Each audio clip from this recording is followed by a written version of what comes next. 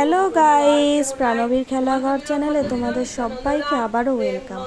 আজ একটু অন্যরকম ভিডিও। আজ শুভ রাখি পূর্ণিমা, আর ইনি হলেন আমাদের গুরুদেব শ্রী শ্রী রাম ঠাকুর। তো মা সকাল 5:30টার সময় উঠে গুরুদেবের জন্য সমস্ত রকম ভোগ রান্না করে গুরুদেবের সামনে নিবেদন করেছে। আর যেহেতু মাই সবসময় পুজো করে, সব রকম পুজো, সেহেতু এই পুজোটাই মাই করেছিল। মা আসলে পুজো করতে খুবই ভালোবাসে, তাই যে কোনো পুজোই মা নিজে করে। তো দেখতে থাকো।